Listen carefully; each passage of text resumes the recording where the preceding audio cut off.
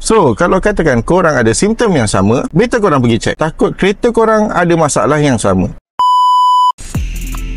Hello guys, so bersama saya lagi Faris dari Best Issue Repair. Korang tahu tak apa nama barang ni? Nama barang ni adalah Integrated Motor Assist ataupun dikenali dengan IMA Battery Module. So, IMA Battery Module ni memang kebanyakannya kereta hybrid dia adalah. Macam hari ni dekat depan aku ni, ini adalah Honda Civic Hybrid. So, aku tak nak explain banyak lah pasal apa kegunaan IMA Battery Module, tapi aku nak beritahu kat korang apa simptom kalau katakan kereta korang ada masalah dengan IMA Battery Module. Simptom yang pertama, korang akan notice bila korang bawa, dekat korang punya meter akan keluar chat light. So, kalau ada keluar chat light tu, itu boleh jadi simptom utama lah. Yang kedua, kalau korang bawa kereta korang akan rasa kereta korang ni macam tak ada power. So, sebabkan apa jadi tak ada power? Sebabkan kereta korang tak dapat support daripada hybrid punya bateri. Yang ketiga, bateri takkan recharge ataupun dia akan recharge secara abnormal. Sama ada dia recharge dengan cepat ataupun dia akan recharge dengan lambat. Yang keempat, bila korang bawa kereta korang akan rasa kereta korang ni enjin dia kasar. And bila korang bawa, korang akan rasa kereta korang ni tak sama macam sebelum-sebelum ni korang bawa. And yang kelima, ini rekes lah. Dia boleh jadi sampai kereta korang ni nak start pun tak boleh. Tapi itu sebenarnya depends dekat berapa banyak IMA battery module korang rosak and berapa banyak kerosakan pada IMA battery module korang. So, kalau katakan korang ada simptom yang sama,